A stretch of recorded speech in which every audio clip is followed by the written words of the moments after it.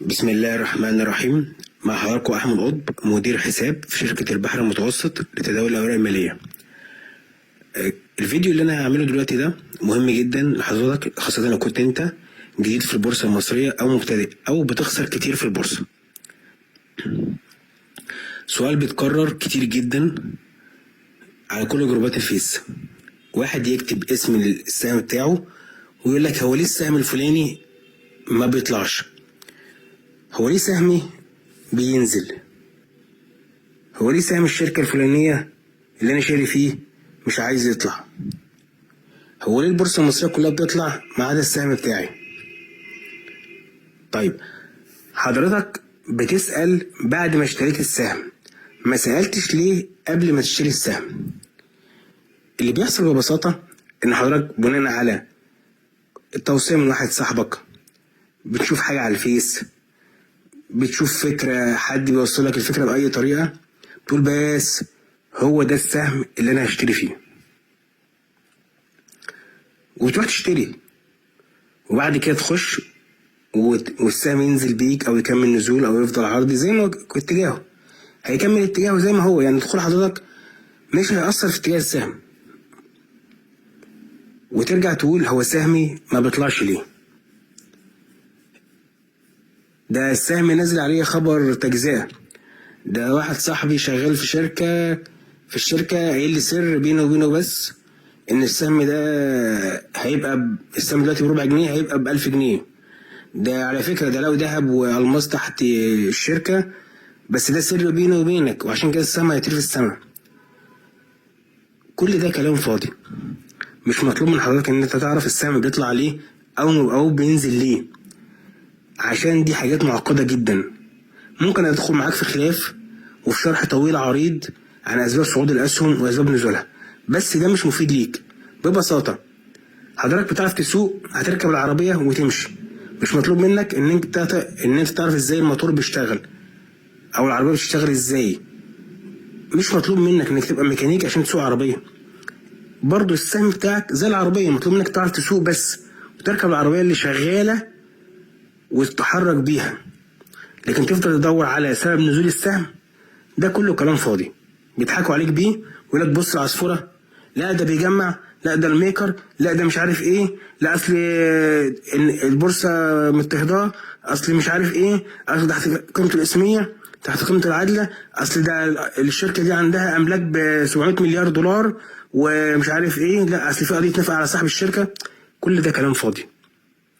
انا عارف ان انت داخل البورصة دي عشان تكسب فلوس، وعشان تكسب فلوس لازم تشتري سهم بيكسب.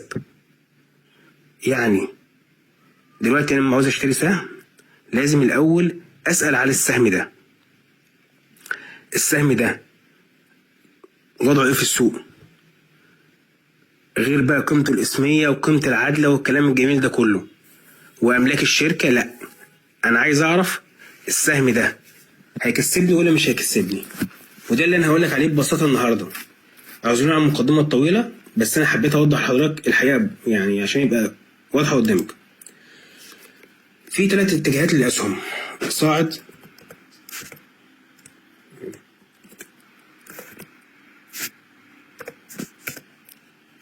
هابط، عرضي. ببساطة سهم صاعد يعني طالع، سهم هابط يعني نازل، وسهم عرضي يعني بيطلع وبينزل وبيطلع وبينزل في منطقة معينة. مثال، شوف حضرتك السهم ده حديد عز مثلا من نوفمبر 22 طلع من 16 جنيه وصلنا لحد 60 جنيه، تضاعف حوالي 4 مرات يعني 400%. ده سهم صاعد. اي حد هتسأله هتقول له ده طالع ولا نزل؟ لك طالع. بسيطة جدا، مش محتاجة يعني لا تحليل فني ولا تعليم ولا اي حاجة. ده سهم هابط حضرتك، ده شمال الصعيد، او كان هنا كان عامل 2 جنيه و80 قرش في سبتمبر 2022. احنا هنا بنتكلم في جنيه و44 قرش، يعني فقد اكتر من نص قيمته دلوقتي. ده سهم هابط من غير، مش محتاجة بقى لا قيمة اسمية ولا قيمة عادلة ولا الكلام الحمصي اللي بيقعدوا يضحكوا عليك بيه الكلام ده كله. ولا ممتلكات الشركه ولا مستقبل الشركه، كل ده كلام بلح ملوش اي تركيب لازمه. سهم عرضي الناس اللي مش عارفه يعني زي سهم دلوقتي زي ليفت سلاب مثلا، نزل اهو من فبراير 2023، بينزل تحت يلمس الحد السفلي ويطلع فوق، ما يقدرش يعدي الحته دي، وينزل ويطلع وينزل ويطلع وينزل ويطلع وهكذا. الله اعلم، يمكن يفضل كده اليوم الدين. امتى هيطلع او امتى هينزل الله اعلم. ببساطه، تحب تشتري سهم؟ اشتري يا ابن الحلال سهم صاعد مبدئيا كده، بسم الله الرحمن الرحيم، بعد كده نخش في التفاصيل بسرعه. سهم صاعد، بلاش تشتري لي سهم هابط والحقوق وتعملي فيها ايه يعني. الناس تقعد تفلسف عليك، تقول لك اصل السهم ده بيجمع، اصل ده خلص هبوط، اصل مش عارف ايه. يعني ايه خلص هبوط وبيجمع وبيعمل؟ كل ده كلام حلو وكلام جميل، بس عايز ناس محترفه تشتغله. بمعنى ايه؟ بسط الدنيا على نفسك. لما تشوفوا بعينيك الاتنين صاعد زي ده، يبقى اشتري. خليه يا عم هو ياخد الحته الكبيره قوي دي وانت اشتري لما يطلع هنا، وهو حلل الحته الكبيره دي، مفيش مشكله، انا مرضي. لكن مبقاش قدام عينيك نازل ده كله وفي الاخر يقول لك اصل لا ده خلص تجميع، اصل الميكر بيلم من تحت، اصل يروح فين؟ لا يروح يا فندم، ابو 3 جنيه بيبقى بايه؟ بجنيه و40 قرش، وينزل لجنيه، وينزل ل 40 قرش، وينزل 30 قرش، وينزل ل 10 قروش. ينزل يا فندم عادي. مين اللي قال لك ان ده اخره؟ مع احترامي كل المؤشرات وكل الشغل ده ليه ناس محترفه بتشتري من تحت وبتجمع وبتعمل وما عندها مثلا مبلغ كبير وتقدر تستحمل. حضرتك دلوقتي داخل محفظتك عايز تعمل ربح سريع من البورصه، مش عايز تفضل تعيش حياتك في السهم ده وفي قصه حياه السهم ده، تمام؟ يبقى نبعد عن اسهم الهابطه. دي اول نقطه. تاني حاجه، ابعد يا فندم عن السهم العرضي. يعني يقول لك ايه؟ ما هو ده سهم عرضي ويطلع فوق، ما هو سهم عرضي ممكن ينزل تحت برضه على فكره، عادي جدا. يعني ممكن يفضل عرضي سنه وينزل تحت برضه. ايه اللي يمنعه؟ يعني ايه اللي يمنعه؟ مفيش حاجه تمنعه يا فندم. عايزك تركز في النقطه دي. ده جيم كبير بيدخل فيه صناديق ومحافظ كبيره ورؤوس اموال وشركات سمساره وبنوك استثماريه وبنوك خارج مصر وداخل مصر. الموضوع كبير جدا. هتدخل نفسك ليه في كل الرهانات دي؟ تقول لا اصل ده هيصعد. يا باشا من الاول خالص، بسم الله الرحمن الرحيم، اشتري سهم صاعد من الاخر. صاعد بقى 1%، صاعد 500%، صاعد 1000%، دي حاجه تانية خالص. دايما بيخوفوكوا بفزاعه اصل السهم ده خلص صعود، لا تضاعف 4 مرات، ضاعف 5 مرات، لا ده في قمه، لا ده في تصريف. حلو الكلام. انا بس مبدئيا هشتري سهم صاعد. هختار السهم الصاعد ازاي؟ حاجه من الاثنين. يا اما حضرتك بتبص ببساطه لو عندك فكره عن التحليل الفني عن سهم، والله السهم ده لسه يعني ما صعدش قوي زي ما بيقولوا ما طرش، بس صعد، تمام؟ خلينا نقول مثلا هو تقريبا كل الاسهم صعد جامد. اتصالات من الاسهم اللي لسه يعني ممكن نشوف صعود فيها تاني مثلا، معلش بيحمل. بغض النظر، انا هشوف سهم يكون صاعد ومطرش كتير قوي وابص عليه، وانا وحظ برضو مش هضحك عليك في نقطة الدخول ونقطة الخروج والكلام ده كله. بس مبدئيا لو انت بس وصلت للدرس ان حتى لو مدير حسابك، لو احسن محلل فني في مصر، لو انا شخصيا قلت لحضرتك اشتري السهم ده وحضرتك بصيت لقيت سهم هابط او عرضي، ما تسمعش كلامي. انا اللي بقول لك اهو. انا ممكن يكون لي وجهة نظر وعارف انا بعمل ايه وكل حاجه، بس ما تدخلش نفسك في الدايره دي. ريح دماغك وتشيل قلق ليه ان السهم هيصعد ولا مش هيصعد. انت مالك؟ ما في 100 سهم تاني غيره. ما تدخلش نفسك في الحته دي وتزنق نفسك في المزنق ده. لكم دينكم ولي دين. انت راجل خليك في البساطه. انا عايز سهم صاعد. هتختار السهم ازاي؟ ببساطه يا فندم عشان ما حدش يضحك عليك. انت دلوقتي مشترك في شركه، الشركه دي بتبعت لك توصيات، تقرير فني، في مدير حساب بيشتغل مع حضرتك، هتساله رشح لي سهم صاعد. ببساطه كده، سهم صاعد، ما تقوليش لا سهم بيجمع ولا عرضي ولا هابط. يقول لك والله يا فندم في اسهم صاعده 1 2 3 4. طيب رشح لي مثلا، انت بقى بثقافتك بخبرتك حاول توصل معاه لافضل سهم تقدر تخش فيه وافضل نقطه تخش فيها. حضرتك هتقول لي بقى ان انا اصل انا مشترك في تطبيق، اصل انا مشترك في تداول الكتروني وما فيش مدير حساب عندي في الشركه. ايوه عشان حضرتك توفر يعني العموله. لا مؤاخذه، يعني انت بتضيع الموضوع كله عشان خاطر 1 في ال1000 ولا 2 في ال1000 زياده. ما انت يا باشا لو بتكسب هتعوض كل الكلام الفاضي ده، ولا ليه اي 30 لازمه.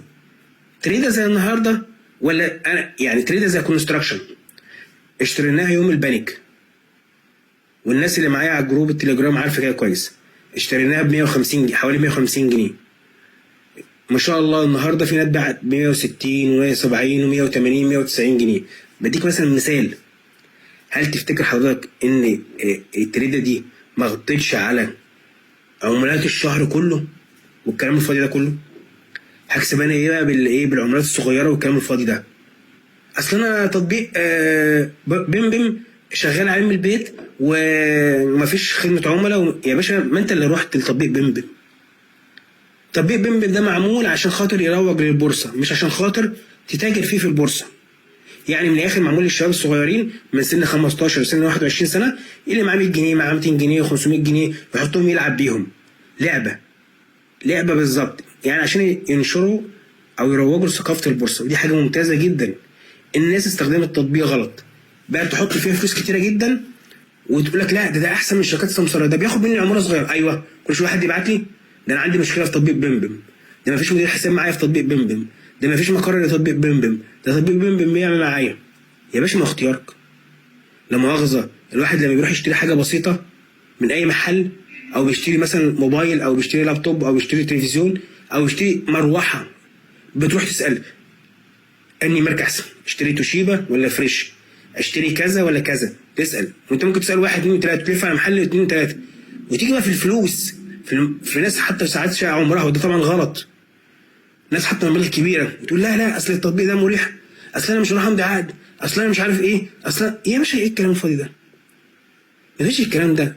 بغض النظر تشتغل معايا او مع غيري، اختار شركه محترمه واختار مدير حساب يكون كويس محترم معاك، راجل فاهم بيعمل ايه، عشان يقدر يساعدك. يقول لك والله النقطه دي في السهم كويسه، احنا نخش السهم ده في النقطه الفلانيه، لا نخش السهم لا نخرج في النقطه الفلانيه.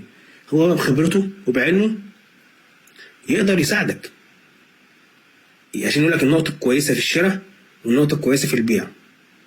يبقى انت كده عملت اللي عليك. اخترت شركه، اخترت مدير حساب، اخترت سهم صاعد، والتوفيق بتاع ربنا سبحانه وتعالى، وحضرتك بتتابع السهم بتاعك وربنا ان شاء الله يكرمك فيه. لكن اللي انتوا بتعملوه ده يا جماعه والله غلط. موضوع ان انت شغال من دماغك وانت ما عندكش خبره وبتخسر، ده اكبر غلط. لو انت بتكسب خلاص، انت راجل فاهم بتعمل ايه، مش محتاج لا محلل ولا شركه ولا غيره، براحتك. طب خلاص انت كده راجل فاهم، مش محتاج سبورت من اي حد. لكن تكون بتخسر وتقول برضه سيبوني اغرق، لا ده انا هنزل تاني البحر والتالت لا المره دي هتعلم العوم، مفيش الكلام ده. اسواق المال حاجه صعبه جدا جدا جدا فوق ما تتخيل، مش بالسهوله اللي حضرتك بتتخيلها. عشان كده مش كل الناس بتكسب من البورصه. 90% من المتعاملين في البورصه بيخسروا ببساطه، و10% هم بس اللي بيكسبوا. سيبك من موضوع عملت تريده حلوه مش تريده حلوه. بص على محفظه حضرتك اخر السنه، حضرتك مثلا دخلت اول السنه ب 100,000 جنيه، بعد السنه بقى معاك كام من 100,000 جنيه؟ كسبت ولا خسرت؟ طب لو كسبت مثلا قد قيمه لو كنت حاطط الفلوس دي في البنك، ولا اقل؟ يبقى كمان ملهاش لازمه، مخاطره على الفاضي. طب عملت اكبر من قيمه البنك، كويس جدا. طيب هل حضرتك حافظت عليها من التضخم؟ قدرت تكسب مبلغ يعالج التضخم؟ ممتاز. ما قدرتش بس عملت احسن من البنك، يبقى احنا ماشيين في طريق حلو.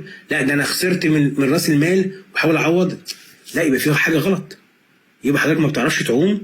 يا ريت حضرتك تروح تتعلم الاول تعوم، او تجيب حد من الاخر يقول لك تعوم ازاي من غير ما بلاش تطبيش يا جماعه. انتوا بتخسروا فلوسكم وبتحرقوا عمال على بطال. انا هدي حضرتك مثال بسيط على اللي حصل في سهمين في البورصه المصريه، سهم السويدي وسيدي كرير. شايف حضرتك الشمعه دي بعد نزول السويدي لحد حوالي 20 جنيه والناس كلها بقت تقول خلاص السويدي كسر هو الدعم اهو، حسب التحليل الفني ده كسر الدعم وعمل قاع وكسر المتوسط 10 وهيكسر المتوسط اهو 50 ورايح في داهيه. شوف ارتد بقى فين، جلسه 2 3 4 وفوليوم مش ضخم قوي يعني عادي، فوليوم كويس متوسط، فجاه ظهر من طب انا السهم ده كان موجود في محافظ كتير عندي في العملاء في الشركه. انا ما بعتش السهم ده ولا فرطت فيه ولا عملت وقف خساره، عشان خلاص كان الدنيا جريت وحرام ان انا ابيع السهم بخساره. نفس اللي حصل في سيدي كرير. شوف حضرتك وصل فين، الناس كلها كانت بتقول خلاص بقى سيدي كرير خلاص بلح. نفس الشمعه، مش ملاحظ بالشادو الطويل هنا شايف الشمعه؟ نفس الشمعه. شوف عدت، بص عدت المقاومات ازاي، وصلت فين؟ شايف يا فندم؟ برضه نفس الكلام في سيدي كرير. ما بعتش ليه؟ هنا بتيجي شغل يعني خبرة الواحد والحمد لله دراسته وتعامله مع السوق. اللي حصل ببساطة كان في بانيك بناء على الخبر ده السوق هيمتصه.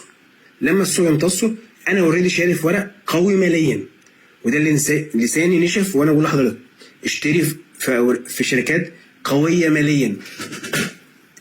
مش حضرتك نتحدد ان هي قويه ماليا ولا لا، يعني ما يرجعش يقول اصل الشركه الفلانيه اصولها 7 تريليون جنيه استرليني، اصل الشركه الفلانيه عندها 3 اهرامات في الجيزه. سيبك من كل الكلام ده.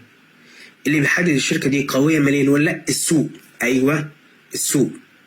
يا فرحتي ان شركه عندها مثلا اصول بمليار دولار بس السوق تقييمه ليها او مفيش سيوله داخله ليها، ودي نقطه مهمه جدا. خلاص مالكش دعوه بيها. ايوه مالكش دعوه. هو انت حضرتك تشتريها وتخليها للاولاد؟ خليك في الشركه اللي اصولها 10 مليون بس السوق شغال عليها. بمعنى اصح خليك في الشركه اللي فيها سيوله. بلاش موضوع ان انت تروح شركه ما فيهاش سيوله، مش هتطلع. عشان السهم يطلع مش هتطلع. لو انا وحضرتك و100 واحد اشتروا في الشركه برضه مش هتطلع، هتفضل تنزل. الوهم اللي في دماغكم ان انا لما ادخل في السهم هيطلع، لا. انت شاري سهم نازل وجاي تقول لي ايه هو السهم ده نازل ايه؟ يا حضرتك انت اشتريته وهو كان نازل ولا كان طالع؟ لا كان نازل. وبعدين اصل قالوا هيطلع، مش معنى لما حضرتك يعني تخش الميكر بتاع السهم هيدخل ويطلعه. ايه اللي فرقت؟ احنا بنلف كده في دايره ايه مغلقه زي ما بيقولوا، مش هنوصل لها لاي حاجه.